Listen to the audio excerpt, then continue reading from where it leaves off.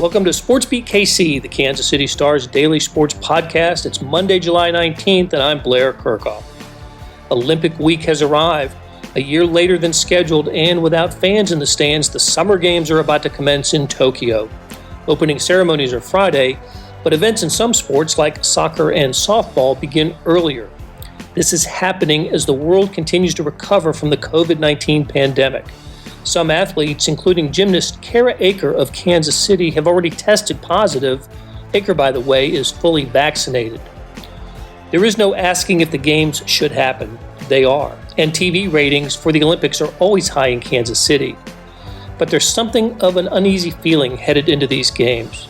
On today's show, star columnist Vahe Gregorian, who's covered several Olympics, joins me to discuss this global event, what we love about the games, and what concerns us this time. Let's get started. You didn't come in here expecting to write a column today, did you? No, I thought I would be just speaking with you for 4 or 5 hours. Yeah, our usual 4 or 5 hour podcast. No, we were going to do this earlier, but it didn't happen because you wrote a column about the Olympics, and I wanted to talk to you about the Olympics on a lot of levels. Maybe the first of which, let's establish that the opening ceremonies for the Summer Games are Friday in Tokyo, and some competition begins earlier. I know softball begins actually on Tuesday. The women's soccer team, USA women's soccer team, plays on Wednesday. So, yeah, some team competitions begin before the opening ceremonies. But this Olympics is already unique in that the 2020 Olympics are happening in 2021, and there will be no fans in the stands. And of course, this is all because of the COVID-19 pandemic, the delay and the empty stands. So, Vahe, I wanted to chat with you because you've covered. Name them. How many Olympics have you covered? 10. 10 Olympic Games. 10 Olympics, 6 summer. Okay. So first, the way I've looked at it is the first Summer Games I've missed since 1992. Wow. So you have a you have a depth of knowledge about the Olympics that few possess. I know you're going to miss being there because even though fans can't come, media is allowed there. But even if you had gone to cover them, it would have been the most unique Olympics that you would have ever covered. How are you feeling about these games? I'm a little uneasy about it all. I love the Olympics. I want to talk about that a little bit too later. I mean, I absolutely love the Olympics. It's one of the few sporting events where my wife and I sit on the couch and watch sports together, and both enjoy the competition and most of the sports. But just because of the nature of things, the pandemic, there doesn't seem to be universal approval of even staging the games, that these are a little different. They are, and it is the whole mixed bag of things you're describing is very much, sort of the pulse of what I feel too. I've come to think of the Olympics as this grand global celebration, right? And it really is. And part of the magic of the Olympics is the ability for people to really, physically come together. And that is entirely what this can't really be in ways that we don't even know yet. But we do know that we're getting not exactly early harbingers of some chaos ahead, but kind of a powerful statement of what this is going to look like just based on the developments of the last few days, with including our own Kara Eaker of Gage Gymnastics in Grain Valley, a replacement gymnast testing positive despite being vaccinated. Fully vaccinated. And it's just the microcosm of how hard this is going to be. It's been understood that, first of all, we should note that the IOC has not mandated vaccination. There's reasons for that I don't think have been very well articulated, but the reasons seem to be, I think, starting with the notion of accessibility for all, that at one point was maybe not seen to be possible, and then a fairness question. But the ripples of that are indefinite. I mean, maybe not infinite, but indefinite. And I don't think we have a real feel for the sort of wildfire that might ensue here. This wasn't maybe really where you wanted to go with that opening question, though. I think, you were thinking also in terms of what the Olympics means and well, what it means, what it's meant, and how different this one is going. We project this one is going to be. You make a great point that it is the world coming together for sport. And I read something today, an Olympian from Japan, I think he's a soccer player, who's upset that fans aren't going to be allowed in the stadiums for a couple of reasons. It's like, first of all, well, why hold the games if they can't be held in front of spectators? And the other point, which I think is a pretty good one, is taxpayers have paid a lot of billions of dollars for Japan to hold these games, and they're not going to be able to enjoy them in person.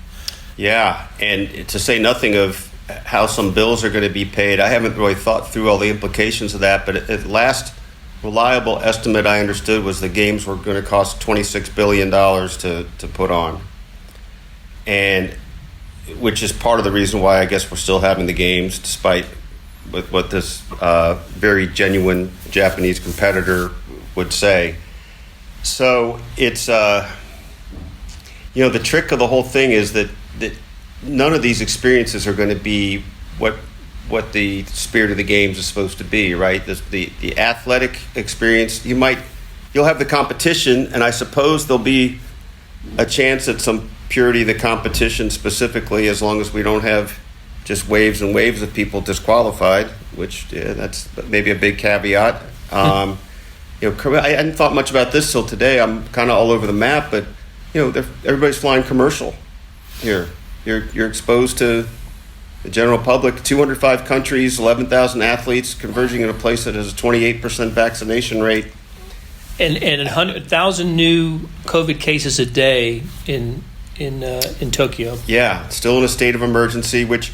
From a smart thing you sent me, Mike Tirico, writing for Peter King this week. I mean, it explains a little bit that the state of emergency maybe isn't, martial law either, but it's not what you'd hope it would be. So there's going to be the sound of one hand clapping in this a little bit, a little hollow, and.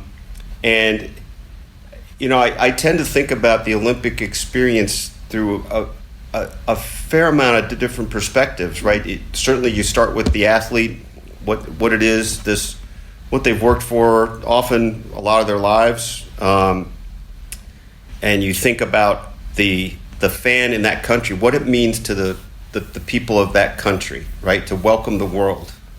I remember, I've been lucky to be places like Australia in 2000 where seeing people weeping on the beach as the torch went by because at last, the world is back in Australia, and I think, there's a thin line between just sort of the sheer nationalism and pride, but to see it in Athens in 2004, all these things, and I assume that the passions are different but as deep in Japan out of those who wanted the games there, but the problem is now they're dealing with a public that's very divided on even having it.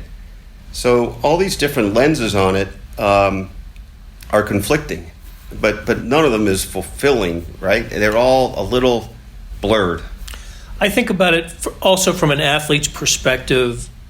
I would think that the athletes want the games to happen, right? I mean, they set up their young lives to participate in the Olympic Games, and I'm old enough to remember in 1980 when the United States boycotted the games in Moscow, and how devastating that was to the American Olympians who could not participate because of the war in Afghanistan and the Soviet war in Afghanistan. So that was what was at stake here if the games were not going to be played. I mean, if that was so, the IOC did, I think, prudently canceled the games last year. Everything was being canceled last summer, right? All events or delayed. Certainly schedules altered, and the Olympic Games were among them. And I remember thinking at the time, okay, a year from now, we should be coming out of this, and we should be okay. Gosh, every other sporting event has been held, right? Every major championship, even the couple that weren't, that didn't happen last year, like Wimbledon, they got that in, and people are in the stands again. But the Olympics are going to happen without the fanfare, pretty much. It's going to be. Did I hear maybe some piped in crowd noise? I didn't hear that, but I wouldn't be surprised. But even things like I read this the other day, that the awarding of medals they won't be hung over your neck. They'll be put on a tray in front of you for you to put over yourself. That does not quite seem like what, I congratulate myself on this. That's right. I mean, and look, I guess that, it. Speaking of thin lines on things, right? It's a thin line between what rightfully ought to be sort of mocked and seem ridiculous, and what is like, well, I guess I better do that.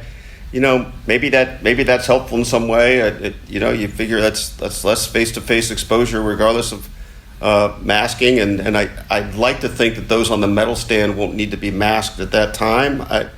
But I don't know. Some of these things I haven't really had a chance to drill into. I mean, I don't know for sure how they're going to do the opening ceremonies, for instance. It's my understanding from what has been said on NBC in these last couple of days that we'll see a parade of nations.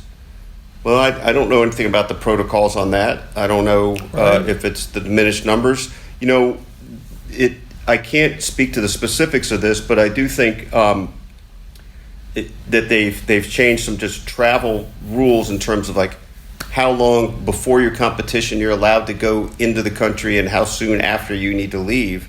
So all that sort of throws that off. The opening ceremonies are such a joyous occasion. Yeah. And probably, if not the highest rated program during the entirety of the Olympics, among the highest rated nights. I'm sure NBC counts on that to be a blockbuster night for them. Of course, it won't be shown live. It'll be an edited version to be shown in prime time on Friday here, but it's just not going to be the same. It won't be the same with an empty stadium and a parade of nations. That's always fun. Guess the nation. Looking at the flag. Yeah. I don't know how that's going to appear. I don't either. But it reminded me of this. Like for many years, in the rhythm of covering the Olympics, Wednesday would usually be the day that at least the United States would announce like the flag bearer for the delegation, and that was always an exciting story to get to write. Right. What an honor it is for that person. And I guess there'll be such an announcement in the next day or two, and but I don't know what the format will be and how it'll go over. So that's there. I mean, I have a really sort of a profound sense of sadness about this that is really probably only eclipsed by my genuine worry about what's going to happen. And I'm trying to think of, is it possible we're just wrong on that, and that by these things happening right now, that they're flexible and nimble enough and have enough, science and information and personnel and resources at play to adapt to what we've even seen now. But I just don't know that answer, and I feel like there's been sort of a willing suspension of disbelief to just, it's going to work out. I mean, I get they have these playbooks, but we've seen, authoritative people, point out the gaps in them, and just they're not conscious enough of the right things and how transmission works.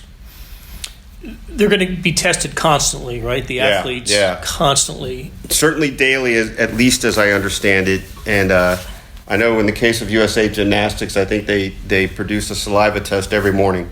Wow. Yeah. Last year, as events were being reimagined, the NBA got through its season in a bubble, and the NHL got its playoffs, through it in a bubble.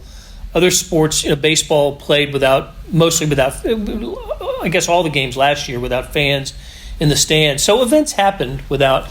There's nothing on this scale though. It's 11,000 athletes. Is that what it is? Yeah, about that.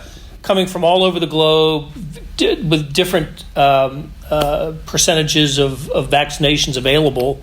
I mean, I guess we're all hopeful that everybody that can get vaccinated will and has. I do. One point worth making on that is that you're right. At different access points in different countries, different continents even. But about 2 months ago, the IOC, got on not just a campaign, but made it clear it had the resources to vaccinate any would-be Olympian.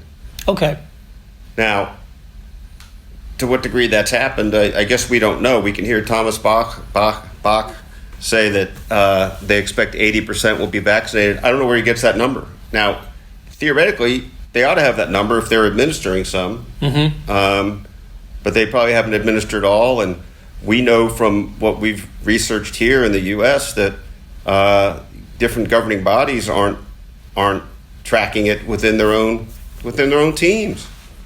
So I don't get how and I'd like to think we have one of the more sophisticated systems and certainly the resources. So we don't even know how many people on any team have been vaccinated. So I don't know. Just the thing about this episode that we're talking about today, though, it really gets me is that Kara Eaker is vaccinated and tested positive and sits at the cusp of all this. And look, the reason that the USA Gymnastics maybe is it'll be one of the more prominent sports, and Simone Biles is one of the great athletes, if not in some ways recognized as the greatest in some ways that we'll ever see. She is the focal point of the Olympics. She is. I mean, you're talking about who's going to carry the flag again. I'd be surprised if it was somebody other than her. Yeah, she would be perfect for many reasons, and that's part of the beauty of this, that her story is all encompassing in a lot of ways.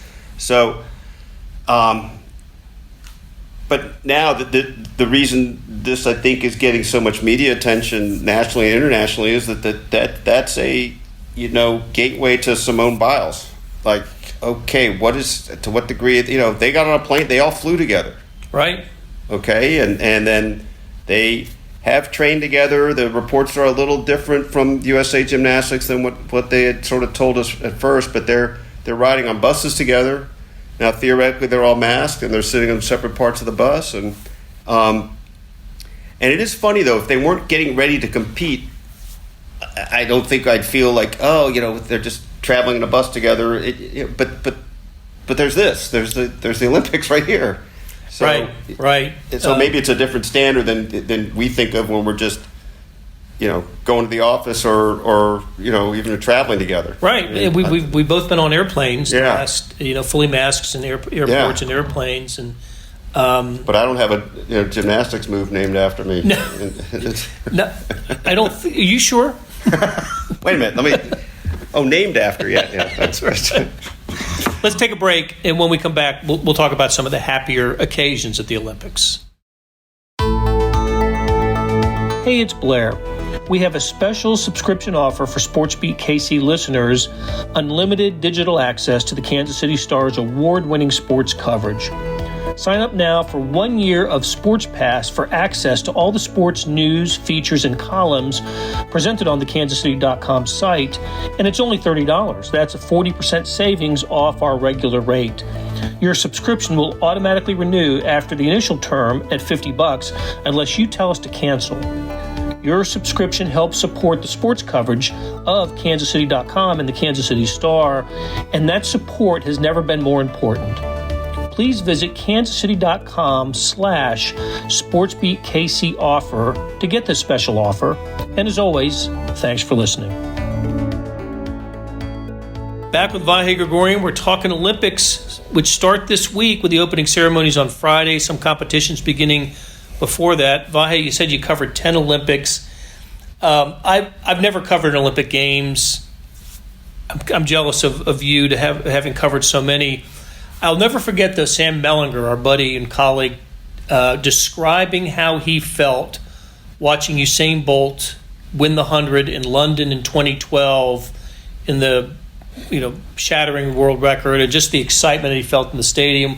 One of his all-time great moments covering sports. From your Olympic experiences, do you have something like that just gives you chills when you think about it? Yeah, and that is one of them, though. And what I bet you can freeze these kind of moments in your head from incredible events you've been at, where it's like a little bit of a freeze frame. I can feel the goosebumps. I can feel like the surge in the audience, the surge in him. It may have been one of those things, not quite like Sam and Therese Paylor falling out of their chairs watching the Mahomes pass, but it may have been one of those things where I found myself getting up in my seat as it was happening. Not in any way consciously, just like, I can't believe what I'm seeing. I've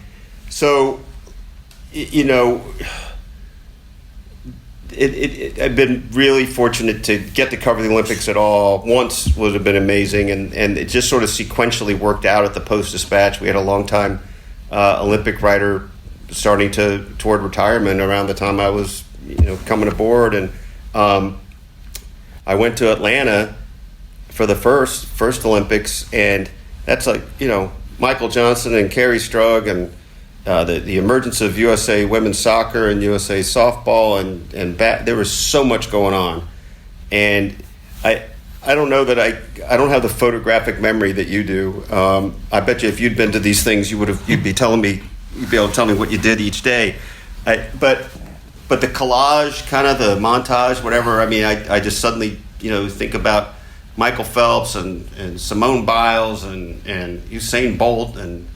There's Muhammad Ali in the stadium, and Giselle walking in Rio, but the other thing that you take away is that there's those people that define sports in some ways, right? The finest athletes of our times, but you become in those countries. You become conscious of the experience of the nation, the host nation, and I remember Kathy Freeman, I believe her name was, the Aboriginal runner in Australia.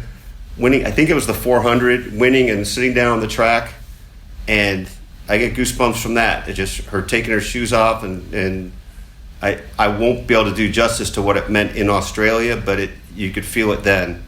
I think she lit the flame that year too. She did. I think she did light the flame too, and which was extra cool. And then the other thing that really drives anybody that's gone to the Olympics as a reporter, the feeling is your locals, the local athlete. I was going to bring that up because that's something that you've done such a good job with your Olympic coverage, is you find the local athlete and tell their story, and you bring it home to the reader in your region.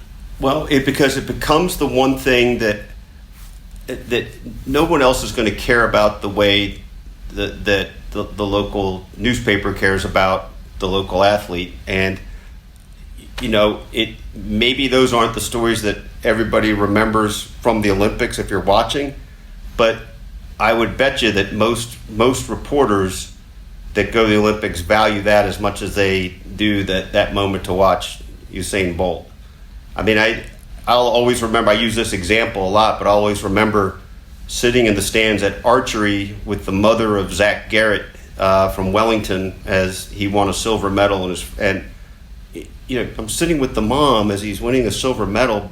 Why? Because the star and we cared enough to go spend time with the family before that and got to know them. And then it became we're in this adventure with you thing. And that's pretty cool. I think that's something we all like to do in this business, and I could rattle off 20 names like that I don't mean like any of them to trivialize any of them by saying that, just that each of those Olympics experiences has been highlighted by the time with local people. And in the Sunday Star, we had a list of I think we covered most of them, if not all of the local competitors who are scheduled to participate in the Olympic Games. I'll just mention a couple of them, one of whom is interesting on a couple of levels, and that's Bubba Starling, playing for Team USA's baseball team. How cool is that? And I'll mention another one, just a track and field athlete that you and I have gotten to know a little bit over the years, and that's Courtney Frericks, the steeplechaser from Nixa, Missouri, but spent most of her all of her undergraduate career at UMKC, and learned to basically be a runner at UMKC. Yeah, I remember you were sort of the first to get to know her, and because of that, you reminded me that even when she went out to New Mexico, she's ours. She is ours. She's ours. And what a delight she is. And I had both experiences with her. Got a chance to follow in your footsteps and do a story previewing her in 2016, and then met up with her after her race in Rio, and now I'm supposed to get her on Thursday while I'm driving from Hoover, Alabama, back to Pensacola. She's supposed to be calling, I think, from Tokyo through. There's some kind of milk company that's sponsoring her, so I just have to make sure I mention that she used to work at a milk booth back in Nixa, and then I'm good for talking to her about whatever I want to talk to her about. Well, time difference shouldn't matter either. That should go smoothly. I will pull over for that interview. I'm looking forward to that. I wanted to ask you about something else that has been brought home to me in the last month or so, watching a lot of the world's soccer competitions, the Euro, the Copa with Brazil and Argentina, and now the Gold Cup with the USA. And that is,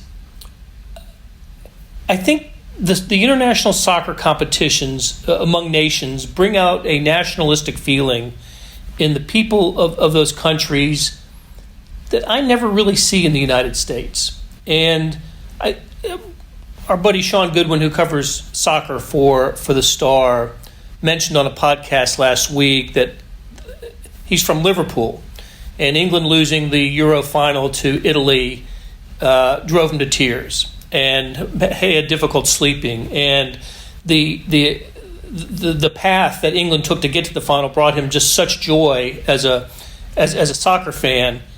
And I don't think USA soccer is men's soccer anyway is on the level of we know it's not on the level of others that just haven't had the international success. So my question to you is, have you found over the years, covering the Olympics and just observing sports, that does the Olympics, is that our nationalistic sports feeling? Is it wrapped up in the Olympic Games in a way maybe other countries, I don't want to say don't have, but because the USA is as dominant as it is, it'll win the most medals.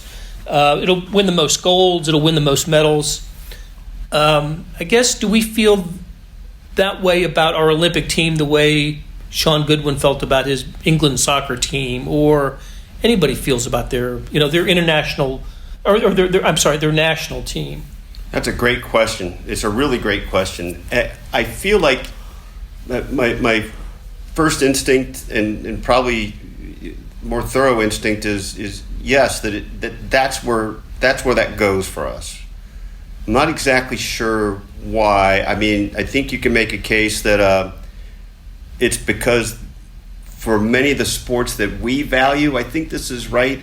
This is the marquee environment for it. Whereas, let's say soccer per se, you can flip a coin, I guess, maybe about whether, actually you probably don't even flip a coin. A World Cup, for instance, is going to be more meaningful than an Olympic gold medal in soccer, I guess. Yeah, it would, I think. Right? I mean, and I don't think we know the nature of, I don't think we bear the feeling, or whatever you would call it, of the nature of a international competition off the Olympic charts the way we do in the Olympics. I mean, I don't know what would I don't know what the right parallel would be with the Euro Cup. for instance, Yeah. for us? What would it be? I don't know. There isn't one because I'm not even the FIBA World Basketball Championships are that way. My sense is because the most popular sport in the United States isn't an Olympic sport. Yeah. That we channel a lot of our emotion to the NFL teams that we follow, that we cover, and there is no nationalistic feeling about the NFL. You pull for your team, right?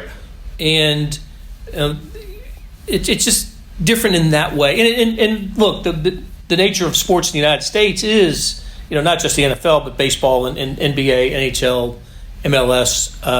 We're all fans of the teams in our cities. And there is no USA-ness for any of that. I think that's right. And then think about this too. I may have said some version of this before, but I think you ask with any of these sports, what's the highest stage for any sport, and certainly Olympic baseball, for instance. So we've got football, NFL's out of this equation. I think you can make a case. People, as much as I love that Bubba's an Olympian, I think you can make a case that people aren't captivated by Olympic baseball. Correct. In the United States. It's because it's not the best, the pinnacle, and highest pinnacle, right? So now basketball easily translates to the Olympics because of the way people are consumed with the NBA. But that's because it's NBA guys, I think, as much as anything else. And LeBron's not playing, and some of the best aren't playing. Yeah. So if I think I understood the broader question right. I mean, I suppose that if I did understand that right, that lends itself to why we're so focused on the Olympics, right? The other aspects of the Olympics. I mean, that's our international thing. That is our not only, but surely the most prominent that captures the broadest audience of Americans, right? Obviously, women's national team in soccer is,